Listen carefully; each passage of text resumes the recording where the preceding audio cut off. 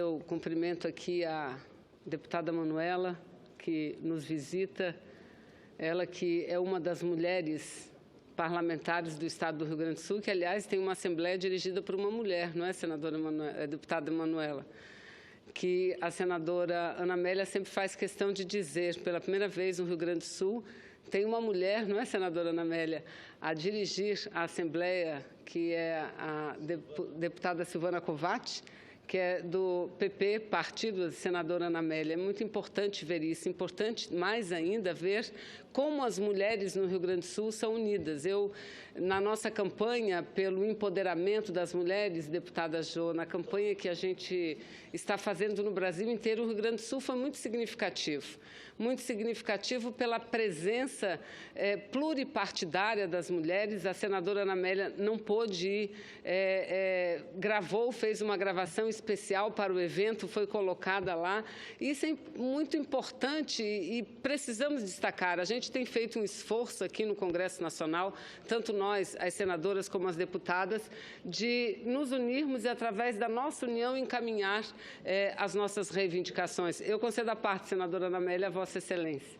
Eu queria agradecer, senadora Vanessa, pelo reconhecimento à unidade pela causa feminina das mulheres do Rio Grande do Sul.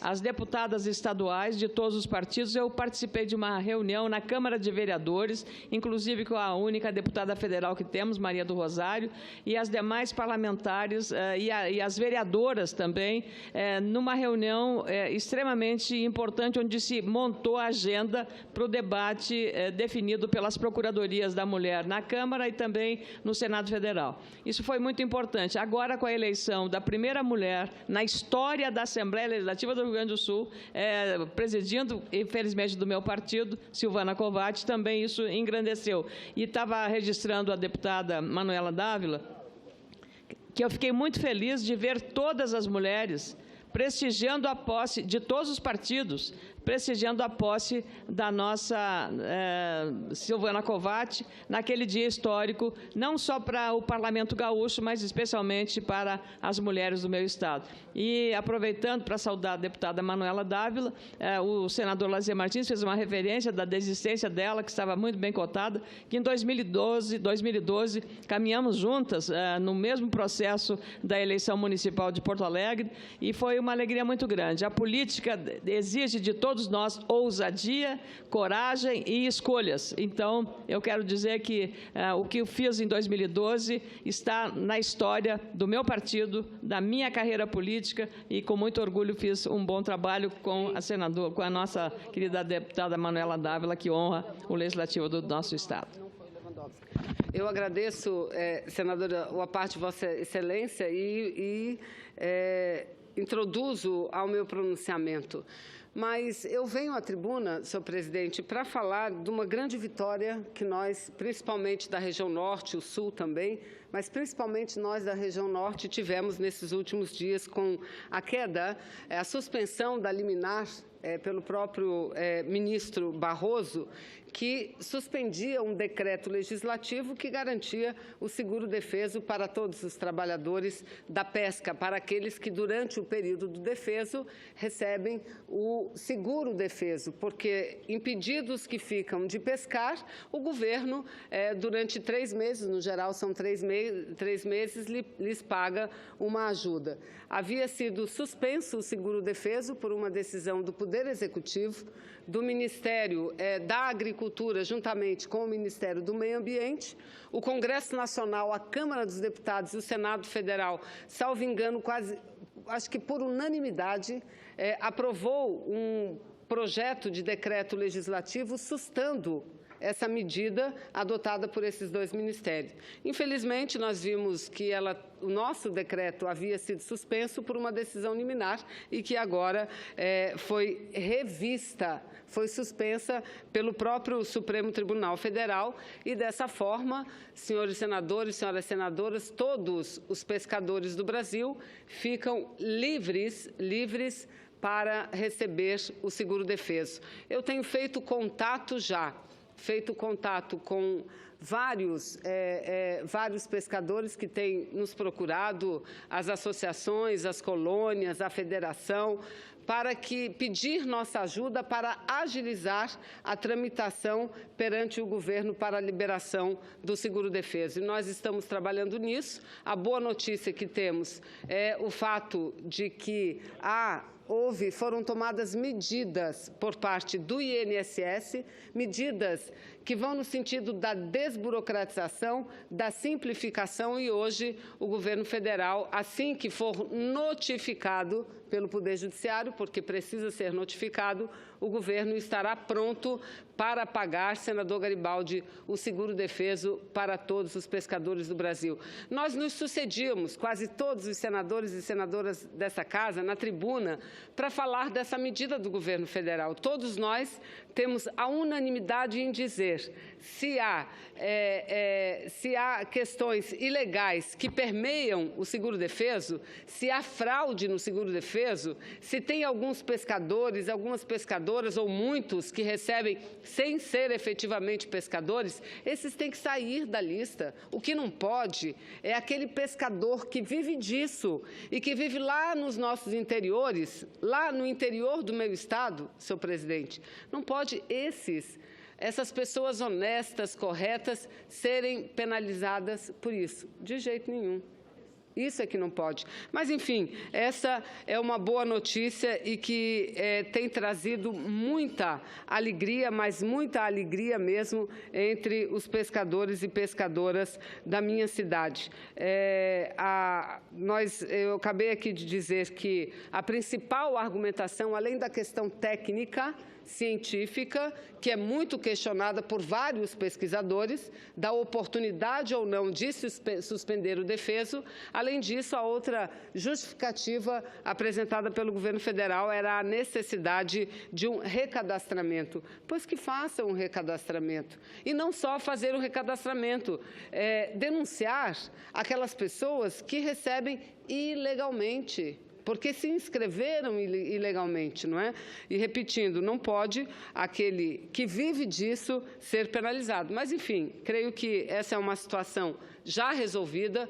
Daqui para frente, tenho confiança na agilidade, sobretudo das secretarias estaduais de pesca, que todos os estados têm a sua, no sentido de que possam elas agilizar essa revisão do cadastro para que problemas como esse não aconteçam mais no futuro. E, por fim, nesse tempo que me resta ainda, presidente, quero voltar a falar desse que tem sido o tema principal deste plenário e de todas as rodas desse país. Talvez o tema que justifique o fato de nós já estarmos há mais de 16 horas e 30 minutos quase tendo no plenário tão poucos parlamentares.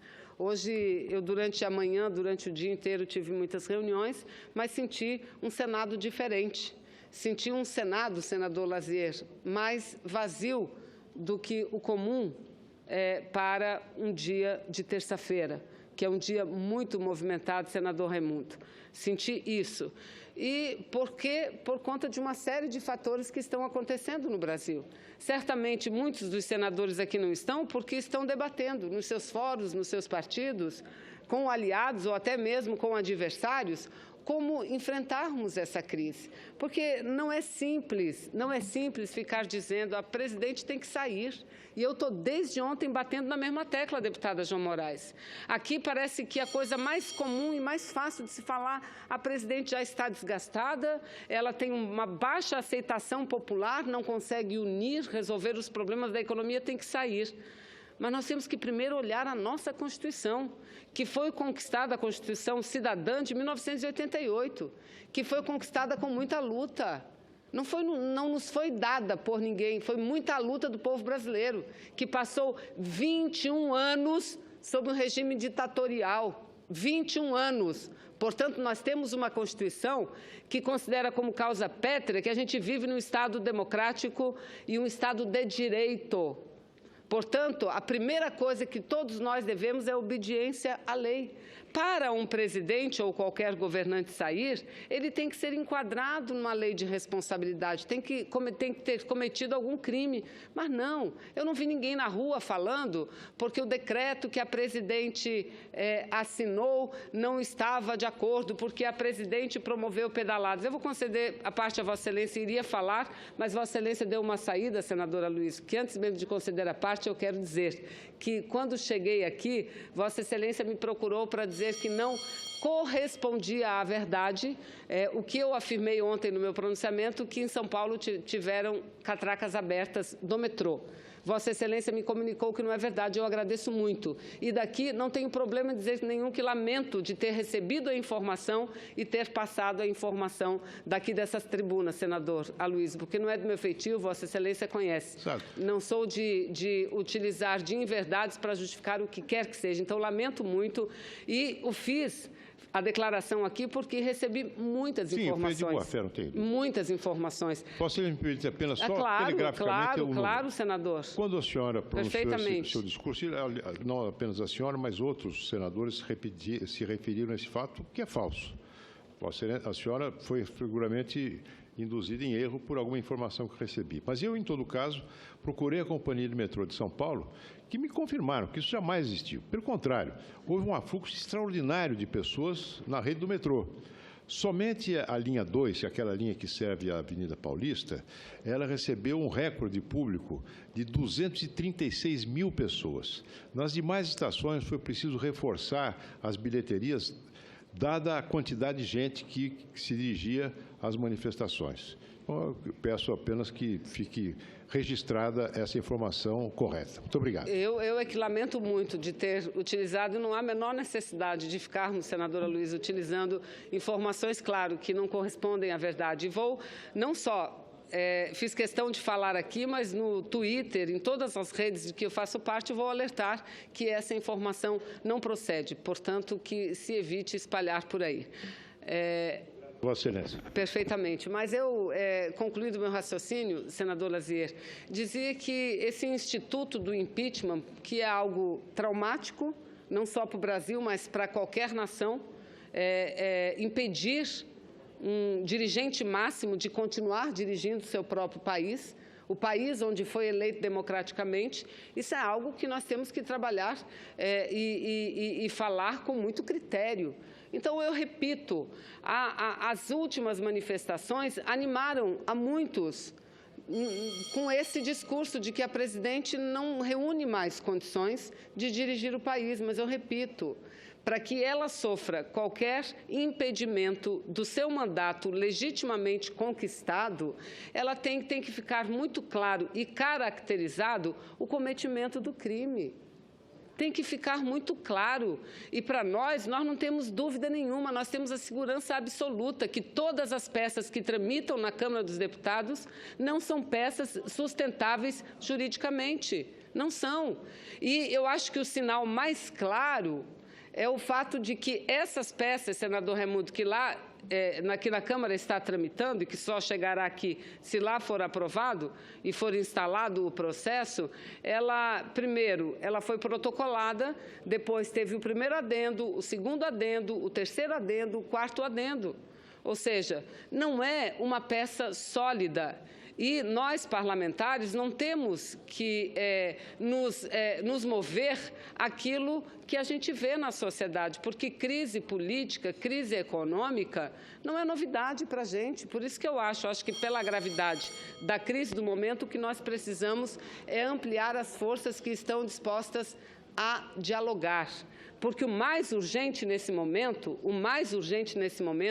é resolver o problema da nossa economia. Aliás, agora eu tenho até medo de dar aqui alguma notícia, mas eu ouvi, porque eu não vi, mas eu ouvi que há uma pesquisa desenvolvida pela revista Veja que diz o seguinte, que mais de 72% das pessoas acham que mesmo que a oposição assuma o poder, os problemas não serão resolvidos.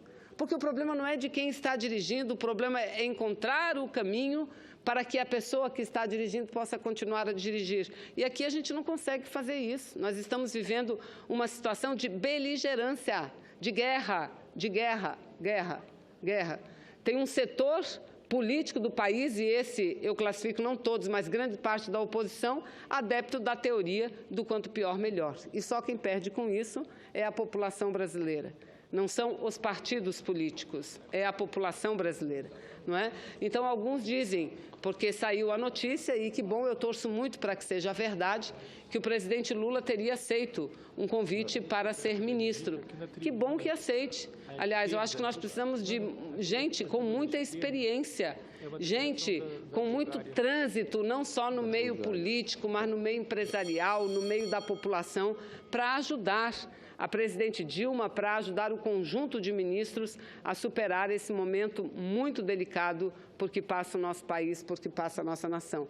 Por fim, 40 segundos, senador. Agora, senadora Ana Amélia, eu quero dizer e encaminhar à mesa, senadora Ana Amélia, um requerimento onde eu apresento aqui e solicito a inserção nas atas do Senado Federal de um voto de aplauso e congratulações à jornalista e escritora Aline Guedes. Aline Guedes, que é servidora aqui da casa e que escreveu um belo livro, um livro denominado Plumas, um livro que tem belas poesias, poesias profundas e que retratam principalmente a situação e a condição feminina. Não é? Então, fica aqui a Aline, que é uma servidora dessa casa, eu quero aqui apresentar esse voto de aplauso, de congratulações e dizer que esse é um